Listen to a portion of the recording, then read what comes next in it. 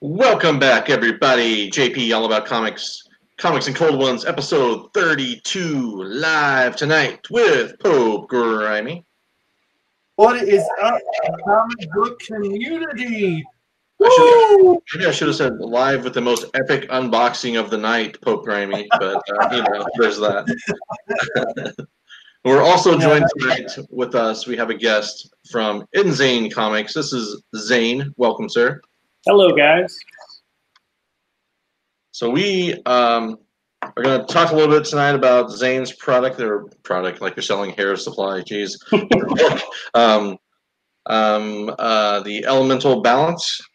That's a book series, correct? Correct. And so far you have 3 issues? Yes. 4 is under production. Under production. So are you kind of a one-man show, or how's that working?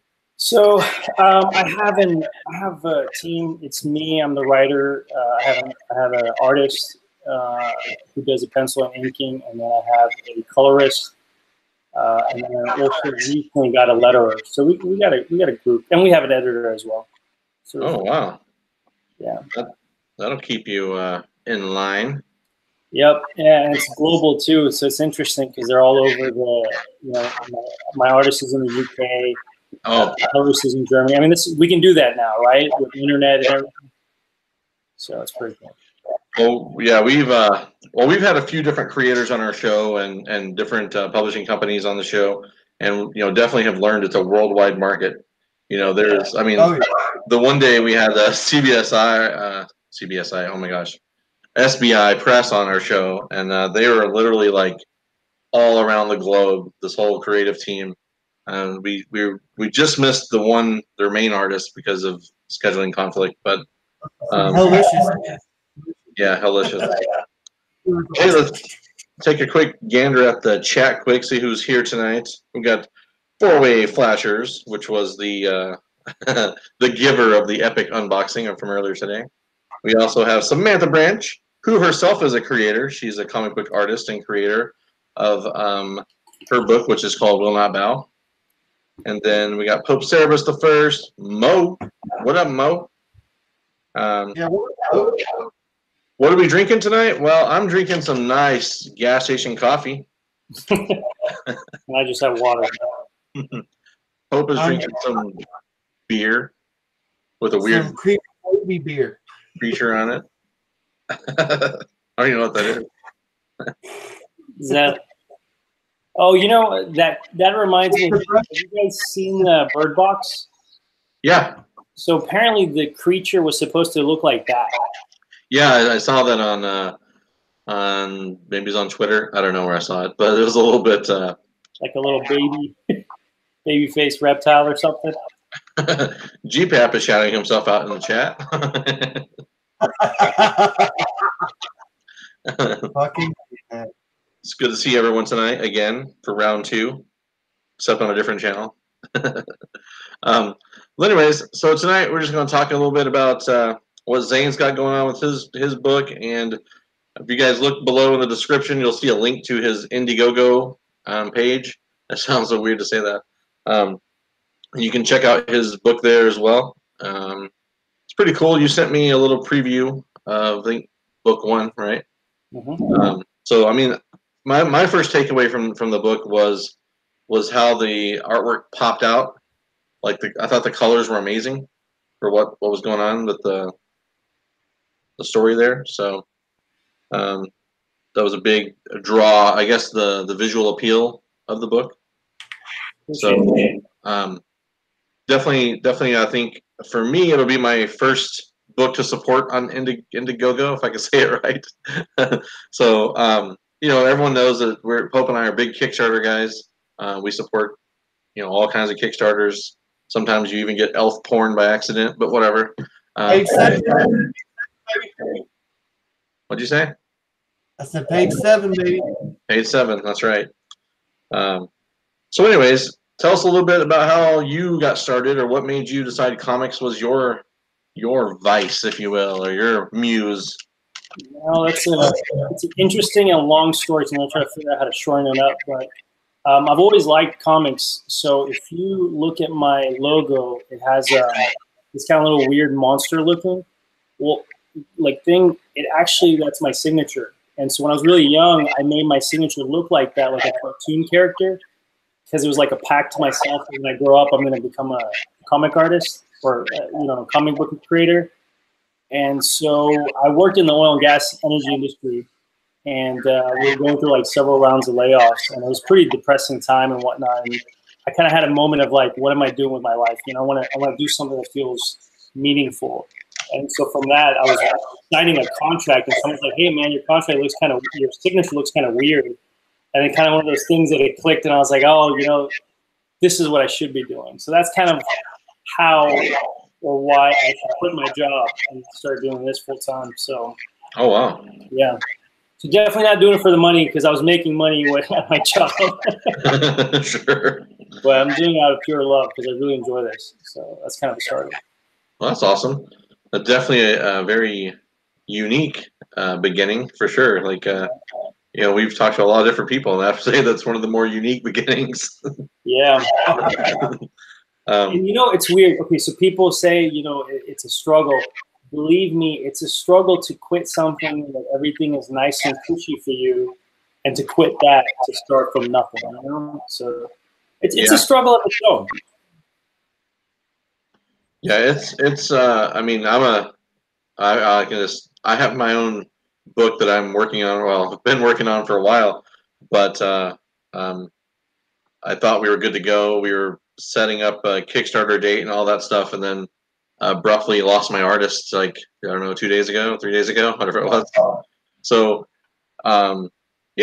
stuff happens. You just kind of pick up and move on. But I don't let stuff get to me as far as that goes. So I just kind of like, well, it is what it is, But especially because I can't draw to save my life, so I couldn't even help myself in that matter, So I actually do draw.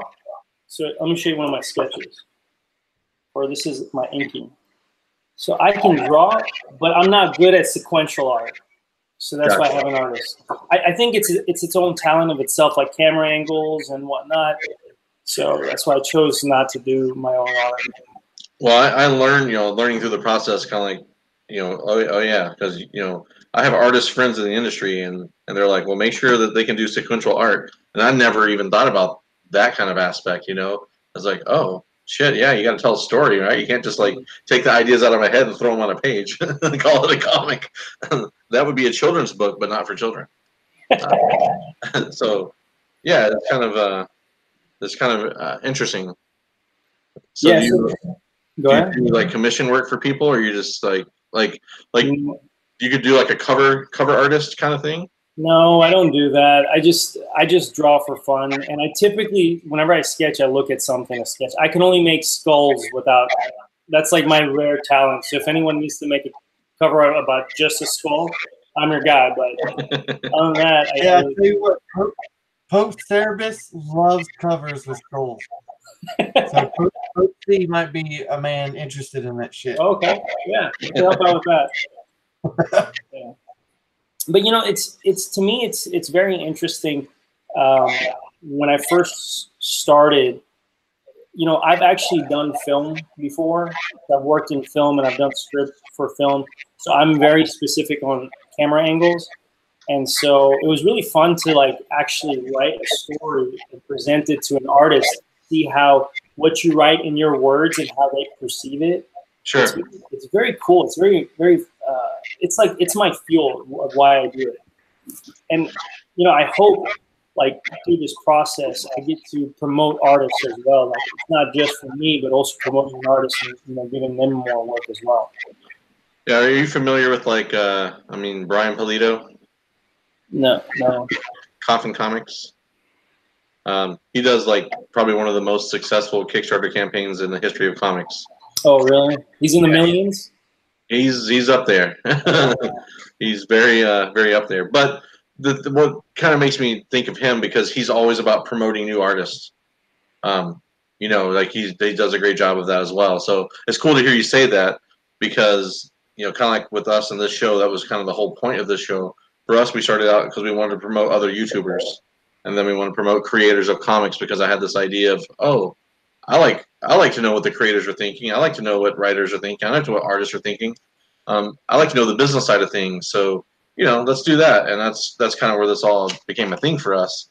But it is really unique because there's so many different stories and backgrounds when it comes to comics. There's no set way of hey, this is how you break into the industry. No, there's it's really interesting to see the different perspectives, but at the same time, staying grounded to all the people that help you get where you're going. Yeah, and But no one listen to my theory about breaking comics.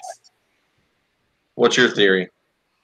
You break into Life Feels Hell, and you do that torture shit that they did on Lock, Stock, and Smoke Barrels, where you had the napkins between your toes and you set them on fire. and you say, let's relaunch Image in a whole new way. I don't think that's the legal way to break into comics, but Hey, I think it was going to be fucking legal, man. but everyone's got their own way. different ways. I don't know. We're not here to judge. I'm not judging. Let me know how it works out. You'll have some really good prison sketches on the wall. Or you'll learn how about the guard is coming. chiseling and sculpturing. And I was also thinking while you guys were talking about the interesting thing about comics as well that kind of separates it from books is you get this unique perspective.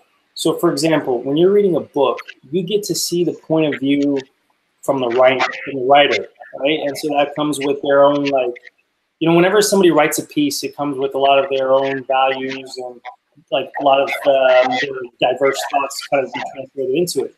But a comic book goes through two layers, right? You got the writer's perspective, and then you got the artist's perspective. And so you kind of being this mixture of two minds, so it's pretty cool. And you're using more than, to me, you're using more than one sense. You're reading and you're also visualizing what you're seeing. So it's these two different things kind of coming at you at the same time. But yeah, it definitely is a whole different world, right? I mean, it's really fun though when you can get someone who can take your thoughts and your words and turn them into exactly what you had in your mind. Yeah, that's the interesting part. I think that's the fun part with working with artists and things in general. Whether it's getting a commission or sketch or paying someone to do your comic, it's cool to see that you can have that connection with someone. I think it kind of drives home when you connect with someone, I guess, when you have that connection. Yeah. So you said you worked in the oil industry. Is that what you said? Yep. Is obviously I don't know the full story behind your comic, and maybe you can tell the audience a little bit about your story. But is it anything, the elemental balance, is that kind of what is the spin on that? It's kind of tough. It's one of those hard things that you don't know how much to give, but Sure. Elemental balance, there is a twist into the story, but to kind of give you a idea is, I'll just kind of explain where my inspiration came from.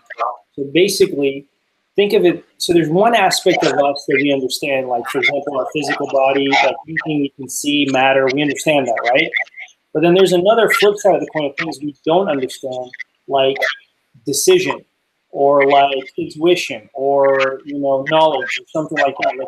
If me and you are made from the basic same components, the same elements, essentially, then why are me and you different? What makes us different? So it's kind of addressing that there's something that goes beyond what we can see. Now I know that actually none of this actually is represented exactly in the story, but that's my inspiration. So if that kind of answers the elemental balance in a really weird way. No, I follow you. I follow what you're saying. Yeah. I'm trying to check here in the chat and see if there's a question really quick. Or Pope can take over while I read the chat because I'm behind on the chat here. No, I thought you were going to start asking because I mean, Pope C has some questions. Yeah, that's what I was looking at. If you want to read it, go ahead, because I have to backtrack. He says, "Where do you find your subject matter? Do you have a literary aesthetic?" So the way I find my subject matter is I keep my mind open, and I love reading philosophy, history, and science. Those are like I just enjoy reading those kind of topics. And so then like sometimes I like listen to something or I read something. I'm like, oh, that's interesting. Let's see if we can expand further. And then from that, kind of a story develops. So for the elemental balance, the story actually developed when I read this some kind of article that was talking about how it was interesting that the four elements, earth, earth, water, fire, and wind, sound pretty similar to the four states of matter: solid, liquid, gas, and plasma, which is interesting. And then if you think about it, the four states, the elements were geographically, like in different regions, they believed in the same four elements, but they didn't have any kind of communication. So there's this kind of weird conspiracy. And I was like, hey, this is interesting to kind of write about. So That's really cool. yeah, so it's taken a little different twist. I know the elements have been done, like overdone. A lot of people have brought this concept, but it's one of those stories that when I saw it, when I started writing it, I just couldn't move away from. And I was like, I just have to do it. So, well, there's so many different, different ways to spin an old tale, if you will, right? So, because everyone's got their own interpretation or views on how things go.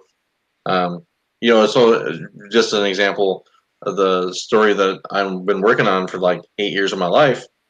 And I was talking to a guy about it, and he was like, "Oh, have you ever read Animal Farm?" And I'm like, "What's that?" And he's like, "It's a book where animals rise up and take on." I was like, "No, I've never read that." He's like, "Oh, you should." I'm like, "That has nothing like my story, but thank you." But whatever. I've had my story compared to Captain Planet. Yeah, I suppose. Naruto. Yeah, I've had different, but the actual inspiration comes from like a show on Netflix called Sense8. If you've ever seen Sense8. I haven't watched it, but I have seen it. I just haven't got around to it. I watched episode 1, I believe. Oh, so if there's any kids watching this, do not watch Sense8. It's not for that. By the way, my story's family friendly. So if they're if people it's intuitive. It's intuitive enough for adults to enjoy it, and then there's not blood, gore, and I'm sorry, there's no sexualization in there either. Well, we don't have. I don't even let my own kids watch my show because so you don't have to worry about kids tonight. But I know what you're saying. Like when you're trying to promote something, we actually we've talked to a lot of different people, but when you start where that line is when it comes to like what's appropriate for kids, what's not appropriate for kids, that's really up to I would say the parents more than for us to decide, right? You put out, and that is what it is. Because like there's certain subjects like violence. Like are you going to avoid violence in comics? It's very hard to avoid violence. Mm-hmm. Well, and I could get into this. Kids cartoons were the most violent thing on TV for years and years and years. Right. Exactly. If you took the actual content of the Roadrunner versus Coyote, they had some pretty massive throwdowns. Okay, let me ask you this: do you feel differently about Tom and Jerry now? Because now when I watch Tom and Jerry, I feel really bad for the cat. Yeah, it's literally he was bullied. Like yeah, he was really the victim. Yeah, exactly. Perspective change. But yeah, it's just funny when you look back at those, because I always tell people, I don't know how old you are, but I'm 41, and my childhood was like the best childhood that I can ever imagine. Like with cartoons, G.I. Joe and Transformers and He-Man and Ninja Turtles, all that stuff was my childhood. And it's like it doesn't get better than that, man. That stuff is like, and I'm sure every generation probably thinks the same way. But okay, so with like I love Power Rangers, and nothing was like people weren't too sensitive about things. Nothing was political. you know, you just enjoyed. It was just entertainment, you know. Yeah. And what you'll see, like in my comic, is it kind of has that feel of the stories from like the '90s. You know, it has that little bit of feel to it. I just wanted to bring that back, you know. Yeah, it's we even talk about it within comics in general, like the '90s. Yeah, if you forget about the business side of things, but a lot of the stuff was awesome back then, like the characters and the '90s gave us a lot of great stories and stuff like that. So it's just funny because people rag on the '90s a lot, especially in comics, because that's when the bubble burst or whatever, and everyone. But that again is you're taking that's one side of it. That was the business side of it, But from the viewer, from the reader, the consumer, the '90s were awesome. We got Darkhawk out of the '90s. Come on. Thank you. And Darkhawk was like, this teenage kid that just wanted to stand up and do right, and got this awesome amulet and became a badass, whatever. But he was like every kid my age dream. That's what we wanted. I wanted to find an amulet in my dairy farm. All I got was trippy mushrooms, apparently. But I had superpowers for about 30 minutes. But anyways, yeah, it's just it's just different time. But yeah, it's cool to kind of get back to that.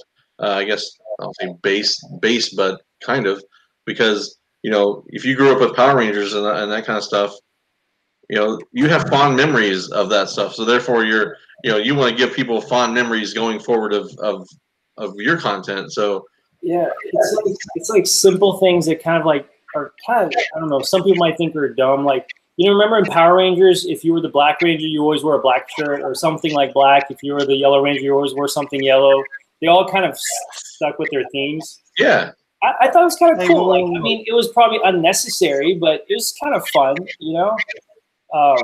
and so I kind of do that in my own. The Power Rangers is that the Green Ranger is the shit. Which one? The Green Ranger. You didn't like the Green Ranger? He loves the Green Ranger. The Green Ranger lives in my hometown. Lives in Houston. Nice. The guy who awesome. Well, I'm up in the Dallas area. Oh, all right. Okay, so you're not. I don't know why they say there's some kind of rivalry between Houston and Dallas. I never understood that. Man, I don't have no rivalry with anything, so that's beyond me. But it's probably because of the football. There was the Oilers, and then there was Dallas Cowboys. That's true. I forgot about that. I guess sports rules all. I like the Oilers. I mean, I like that name. I wish we could keep it, but unfortunately. Come on, the Houston Texans is so legit. But like Oilers, like really represents Houston. Right. I know. I mean, the oil industry, everything, is there.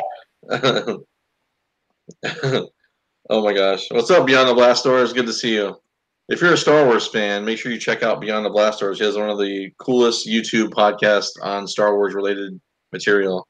Oh, cool. And he's calling me by my name, JP, tonight. He called me John. He called me John earlier in a private chat, and it was really awkward because I haven't been called John in like my mother called me John. That was about it, because I have a nickname that my family and friends call me.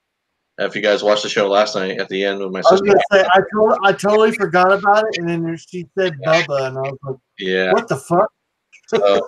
Yeah, that was my nickname growing up, and then I've gone by JP pretty much my whole YouTube career, if you will, and then at work, as you can see, my work shirt says JP, so it's a thing, it's real. So it's real. That's legit there. I got a nickname in high school that I didn't intend to have. So my parents used to pronounce my name as Zain.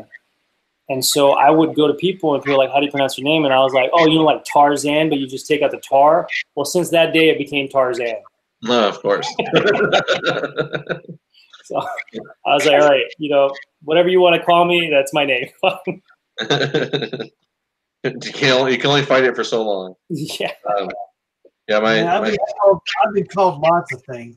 You've been called what? I've been called like you motherfucker to hey you. Hey, I get called out on the road. It's sometimes I'm just a symbol. So Oh, hold on. That's a common courtesy in Houston when you're driving. It's like waving hi. see ya. Hello. Oh, Yeah, my favorite thing is when they like say like, "Hey, you son of a bitch," and I'm like, "How did you know?" It's always so funny how you're in the road and it's like you need to take a turn and people get pissed at you for trying to take a left, you know? What do you expect me to like exit when I need to stay on the road? It's just always so crazy. Miss Hustle's in the chat. We got to stop, hold the phone. We got a Miss Hustle sighting.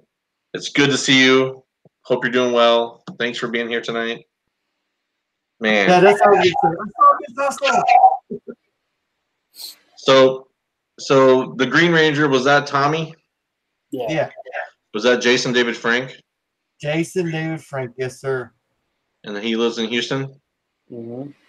So he's going to be at a convention here, or not here, but closer to me than Houston, in June, I believe. So I got a couple Bloodshot variant covers I got to get signed by that dude. Well, this is the cool thing. Like, I hear nothing but cool things about him.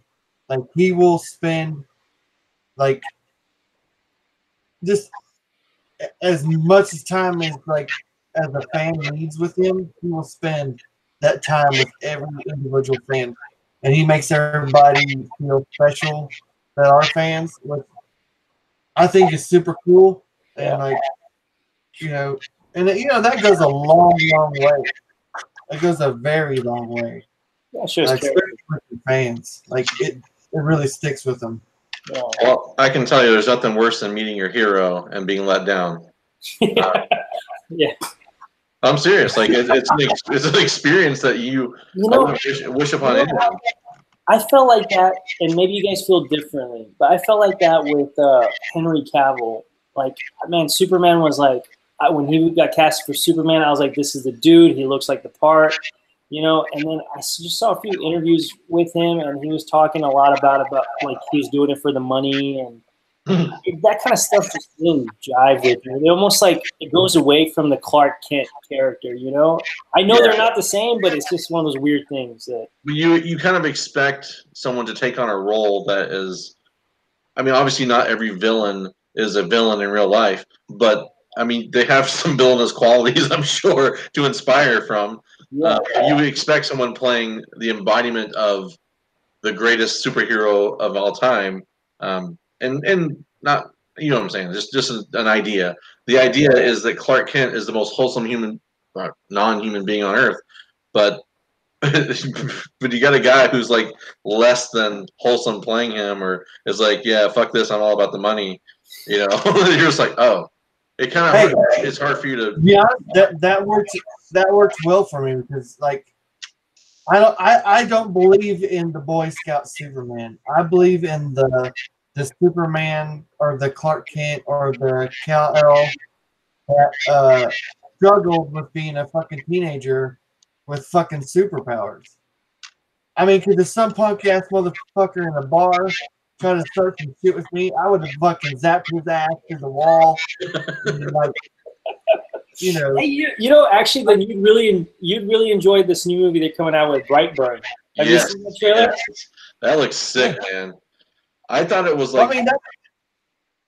Oh, go ahead. No, he's like literally Superman on the wrong side of the fence. Yeah. Like it looks. You say wrong side of the fence, but I mean, like, I like that's why I love the whole suit. That's why I love the 52 Superman, because like, the old school Superman, when his first time meeting Batman, he'd be like, "Hey, I'm Superman. How are you doing?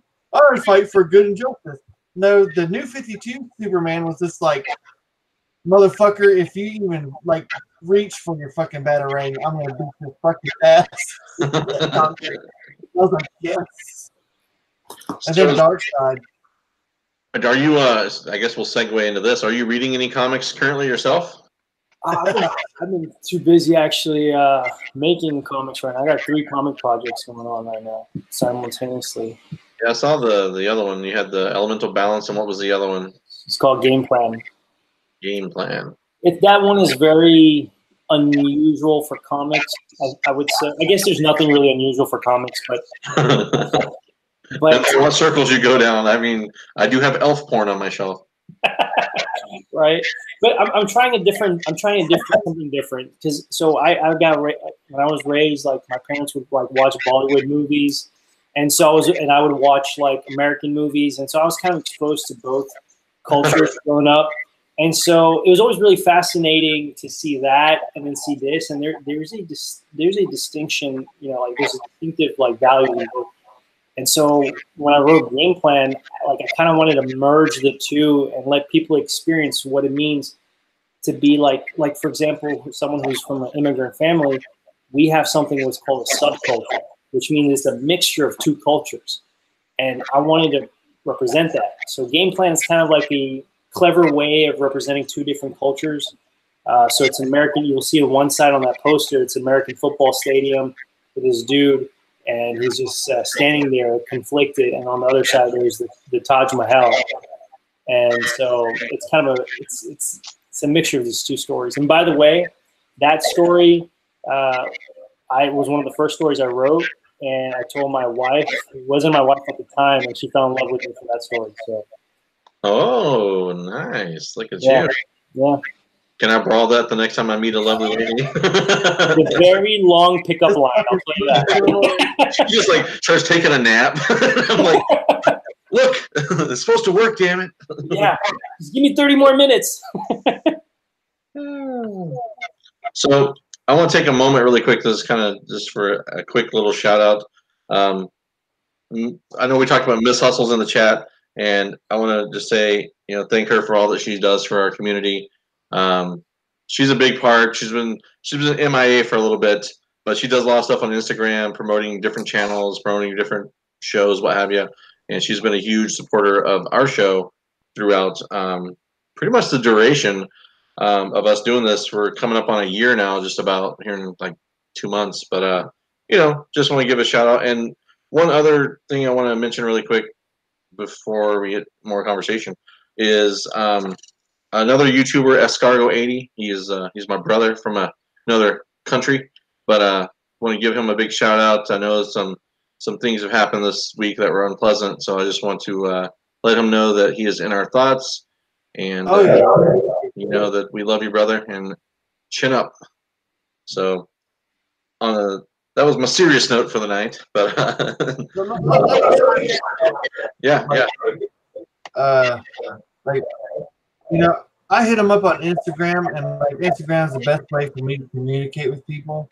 But I know a lot of you guys know that I lost both my parents this past summer, and that's just pretty devastating, and it's a tough thing to go through. So for me, personally, it's hard for me to talk about it, but I guess I can listen.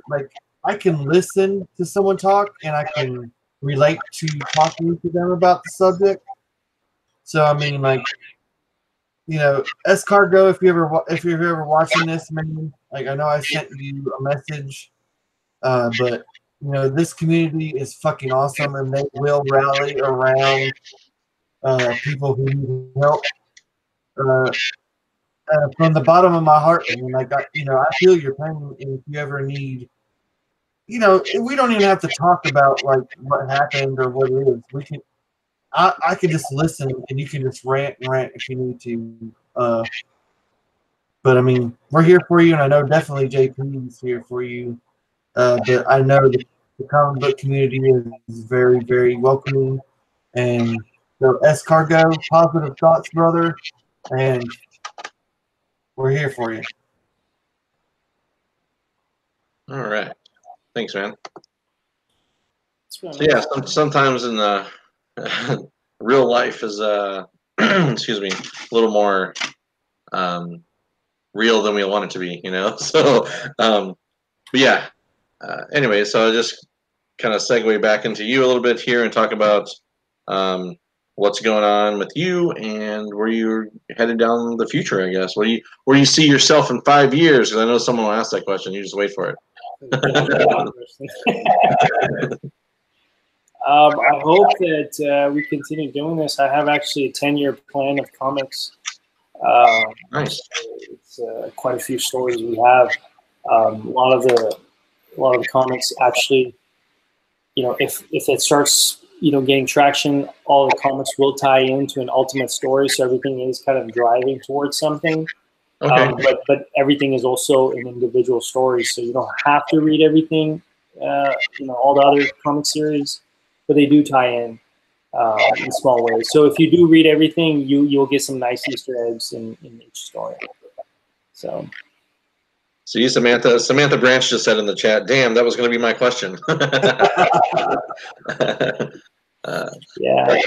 Well, yeah, it's just kind of cool. Like, I don't know how much you keep a pulse on the comic book industry, but there's a comic out there called Rags. It's a zombie tale. It's a pretty cool comic. We had those guys on. I talk with them on a regular, but they didn't have a 5-year plan really. Their 5-year plan is like, quote, to be on a boat full of cocaine. the fucking yacht. But everyone's got their, yeah, those guys are funny, but literally, they never expected to go further than XYZ, and those guys are doing well from what I see. They seem to be all. Well, they are, but Brian, one of the writers, he just said on his Patreon that once the last issue is out, they're walking away from the character and they're letting someone else take over, and they're done with comics. Really? There was just they got such a negative. It was just, in his own words, it was not what he thought the industry would be like. He thought they would just make a comic, have fun, everything's great. He didn't know it was going to be this negative thing and so much pressure on them because they're like, I think it was the pressure from flippers and shit like that. Like, I think it's sad because I think they did a great job, and I feel as though that they should be able to, as creators, they should be able to just fucking tell their story without having to fucking deal with dumb outside forces of drama and crap. Like, well, but I mean, us, while we were talking about off air, there's so much. Everyone's got like an opinion of something, or everyone's so sensitive about something. So it's just kind of interesting to see from the inside scoop of a creator's perspective of what how much pressure is going on from the outside world to make you want to either. I mean, the fact that you actually want to stop doing what you're doing because of the pressure, that's sad to me. Yeah, especially something you love. I'll go ahead and say what it is. I'll fucking say it. Like, what it is, it's not even really pressure. It's more along the lines of bullying, like being a bully. There's been certain things that have been said and certain people who have attacked them directly. And be honest with you, they just wanted to make a book that they could deliver to fans who enjoyed their book, and they just got a lot of like it's okay to get feedback and criticism as long as it's positive, Or constructive, Yeah, but they didn't get constructive feedback. They got fucking hammered and fucking thrown on the chop block. It's like, come on, guys. The only reason why we're on YouTube is because we all love comic books. Like, let's not take creators and writers, and illustrators and artists that we like, and put them in situations where they have to choose, a certain side. Can we not just enjoy their work for what it is and let them do what they want to do? It's crazy, man. It's crazy. Have you had to experience anything like that, Zain? Yeah, something like that. But I'm trying to teach myself and kind of learn, because I figured the more these start, if my name starts going out there more, I'm gonna start facing this more and more. And what I've realized because I've sent my comics to several people, and certain things that people like, other people don't like. So I've realized you can't satisfy everybody. But I can tell if it's in a wide scale, it could be emotionally burdensome.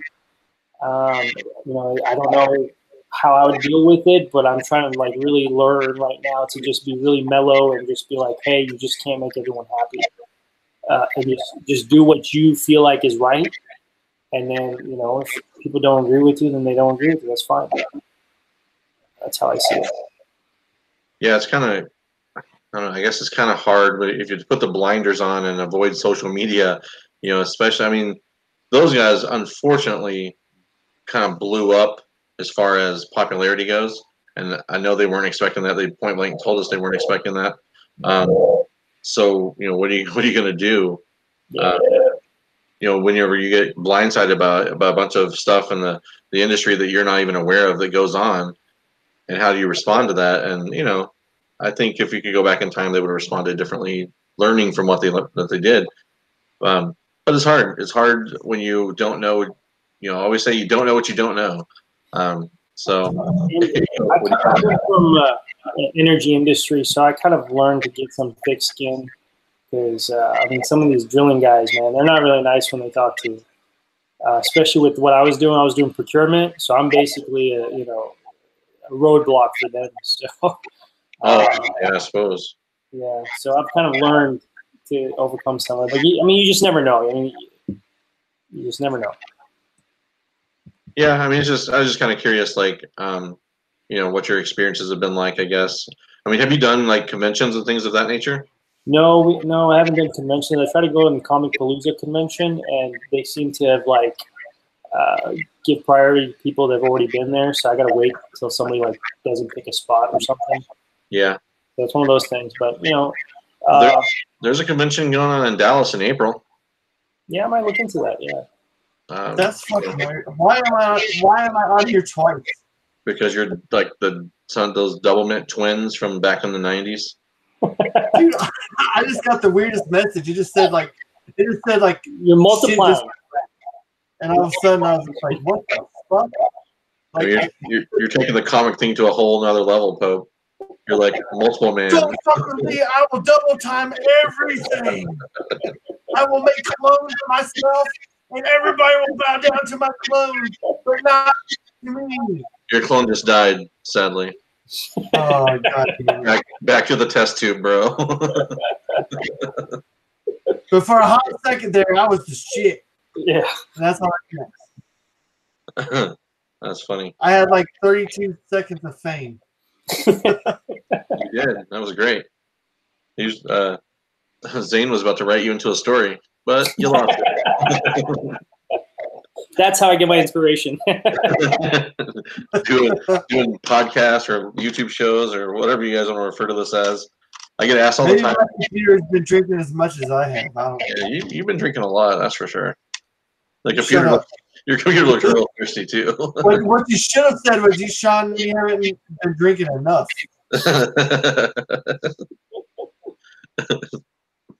So do you have any other outlets as far as like promoting your works, or what do you guys do? So we're having some of these interviews, and then most of the approach is just directly communicating with folks. I thought it was important. It's kind of one of the struggle that you spend so much time and money into making these comics. In your head, you think, oh, people should just buy it, but that's not how it works. So just reaching out to people, offering the first comic, see if it's something that you like, and some people liked it, and they will move forward with it. Some people liked it, but they couldn't afford it, and then so it's just a matter of communicating with people. What's actually funny though, I actually spent a lot of money on advertising on Facebook, and I saw almost zero results from that. Man, I wish I would have known you before then, because I could have told you not to do that. Yeah, I guess you live and you learn, but that was a really bad mistake. Instagram is huge for artists and books in general. Like, it's a good way to to grow your market, if you will. But yeah, Facebook is a waste of money. Because Instagram is part of Facebook, you can still promote on Instagram through Facebook. But even those were like not. A lot of it had to be just slowly reaching out to people and just getting new content out there and just having that slow progression. What's your distribution like? Like, do you go through Diamond? Like, do you have outlets to like those big online comic stores like Midtown or like I guess Westfield, My Comics? So right now, the main outlet was Kickstarter and Indiegogo. I'm actually literally writing the application right now, filling out the application for Diamond. So I'm on board with those guys. Okay. Ultimately, that's the end goal. Like that's what I want. Yeah, it gets lots of eyes on you. Yeah, exactly. Because everyone, I mean, I talk about it at nauseum, but when I get my previews guide from Diamond, all I do is go through the independent books, and I go through and something. I mean, I go through like a fine comb because I'm looking for something I'm going to enjoy, that's visually appealing, great story potential, that kind of stuff. So I kind of feel like the style of your book or the artwork of your book kind of feels a little bit to me like Korra, maybe. Like, if you're familiar with that Korra, whatever, I can't think of her name.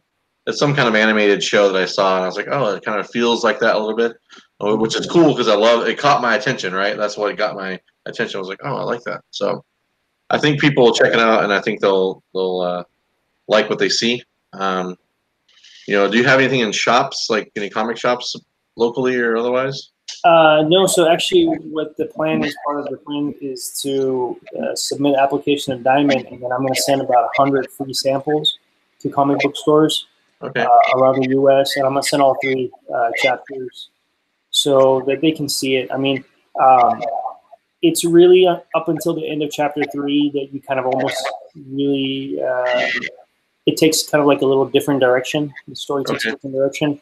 And it's one of those things you're going to have the reader like engaged and see the different things. The first chapter does a pretty good foundation and kind of gives you what world I'm trying to make this, kind of lay down the science, which is, partially true and partially made up.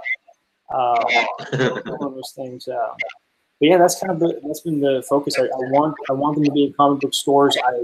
To me, my goal is to get my comics out there, my stories out there. I'm not in it for like trying to make a huge profit, just to sustain the production so I can keep on doing it until I finish my 10. I have 10 comic book stories that I want to complete. Sure. And, once all those are done, I'll be like, all right, I got it. If they turn into something else, I'll look at it then, but that's my goal, to finish my 10 comics.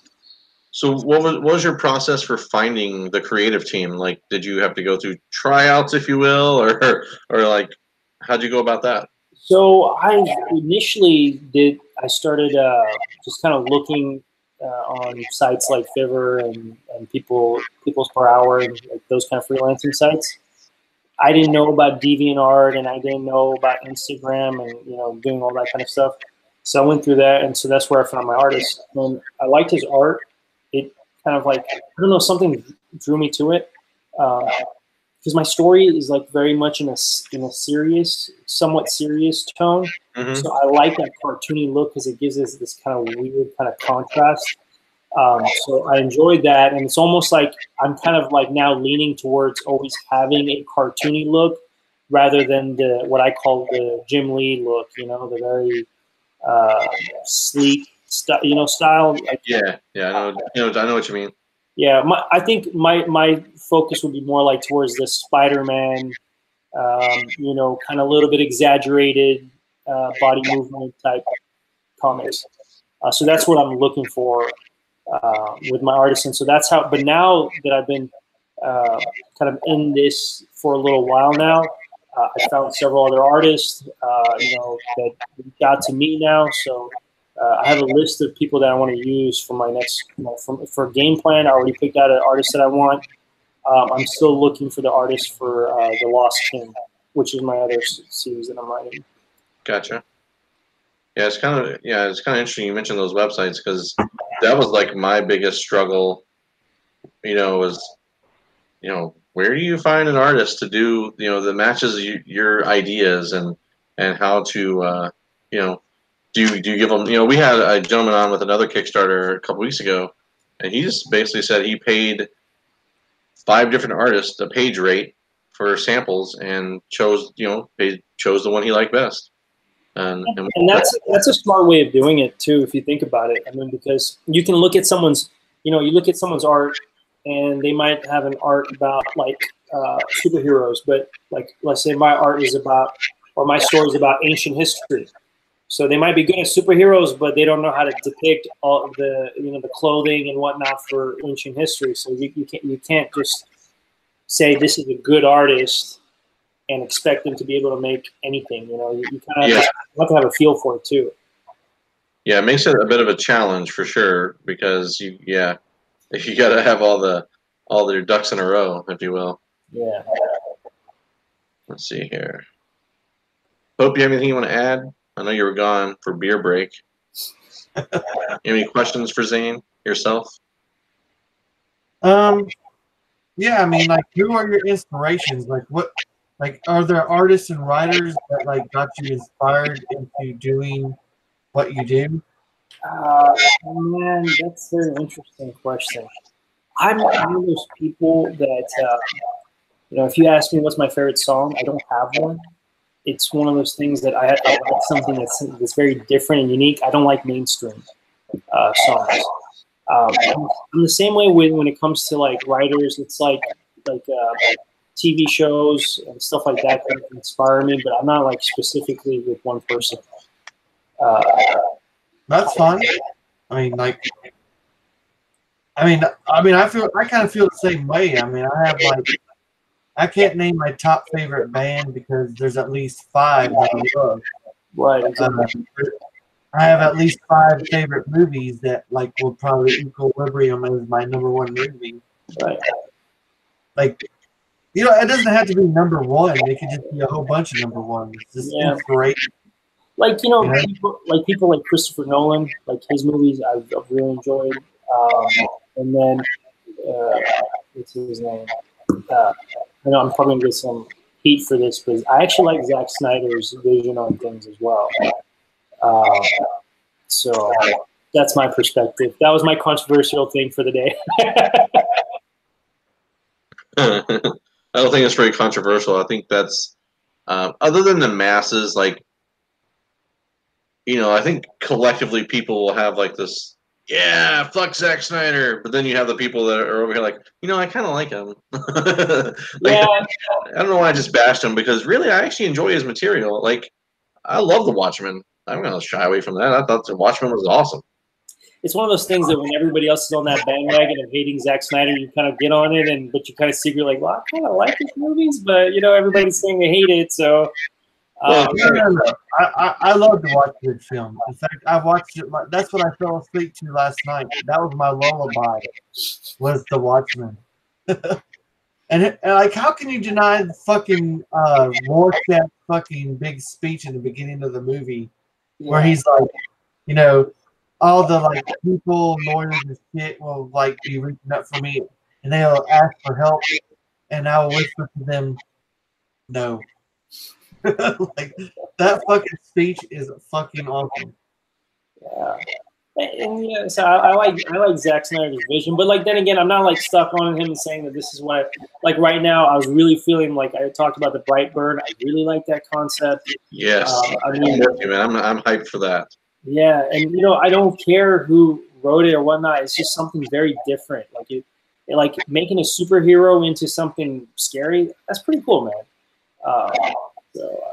Well, at first I thought it was a fake trailer the first time I saw it, because I'm like, it's literally Superman's origin story, but this little kid's awful. Like, he's an asshole kid, and I'm like, this is kind of badass. Like, this is what I wanted Superman. Like, Superman Red Sun is my favorite Superman story, because it was like, Superman landed in Russia. So, I like that kind of stuff. But anyways, I'm super excited for that show. Is it like a theater movie, or is it a Netflix movie? I think it's a theater movie.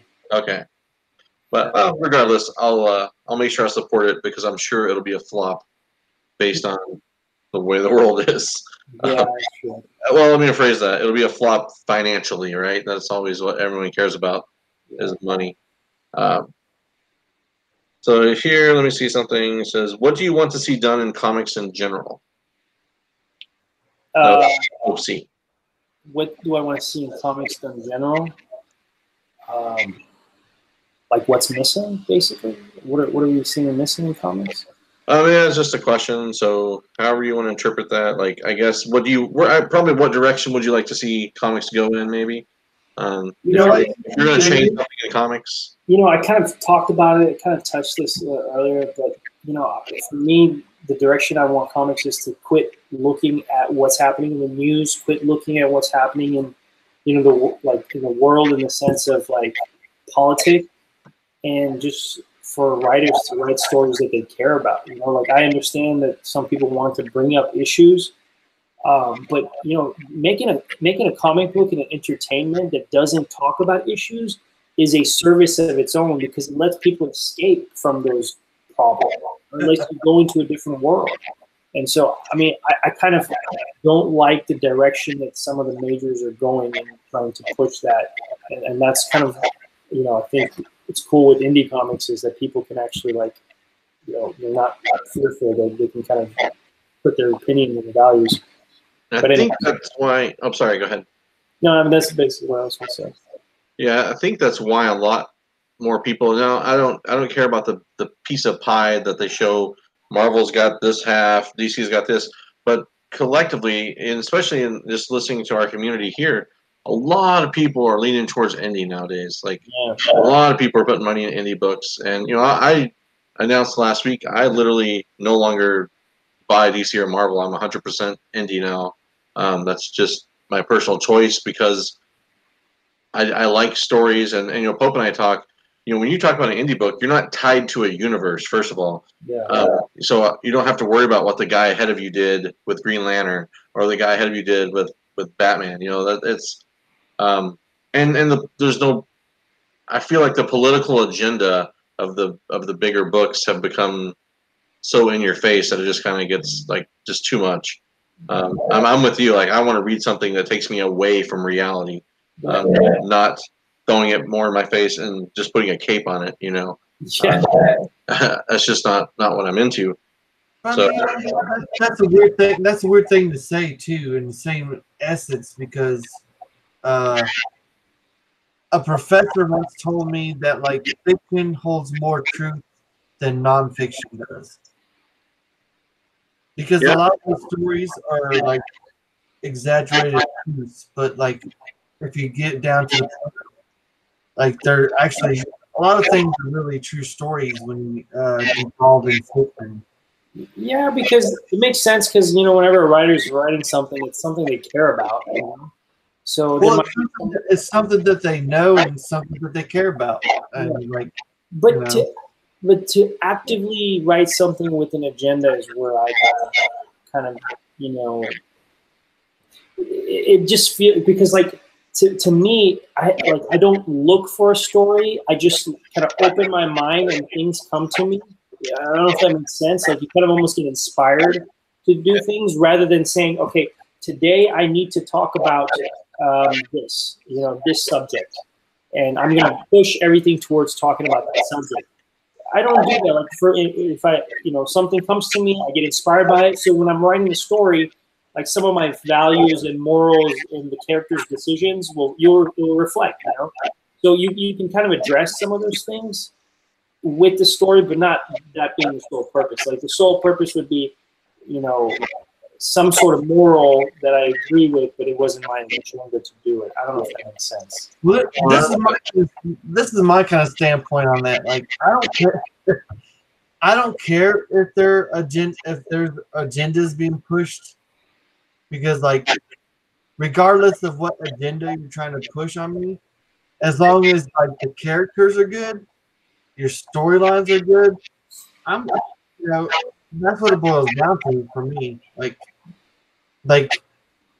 I guess like the agendas that are being pushed through comic books and through media like don't really affect me, because because if it's a shit story, I'm not going to pay attention to it. Yeah. Agenda, no agenda, doesn't matter. So when I say that, that means if you had an agenda, it's gone. It's lost. So, I was reading a book. I forget which one it was, but they talk about it. Every writer has a different way of writing things. Some people start from the middle of a story and then they build towards the end and to the beginning, and some people kind of know where the end is and they build towards that. And so every writer is different the way they see things. And for some, one of the things that a lot of people have is a general concept or of what they are trying to accomplish. And so if that's someone saying they're trying to bring an awareness to something, they might do it there. But for me, I don't want to do anything like that. I don't want to persuade, because when I think of an agenda, the way I see it is that there's a group of people that are for it and in favor for it, and there's a group of people who are against it. And so I'm not trying to address either of those people. I want to be someone who's making my own path, not addressing to one way or the other. It's just the way I see it. I'm, like I said, I'm as neutral as possible with things. Yeah, I get. This is how I feel about it. I'm like, I understand. I understand that there's this side, and I understand that there's this side. But in my mind, like I try to erase the fact that there's sides, and I just do what I like to do. Yeah. And whatever I do, absolutely, and whatever I like, and whatever I collect, whether it falls over here, or it falls over here, or if it falls right here, like that's fair. That's just where it falls, Yeah.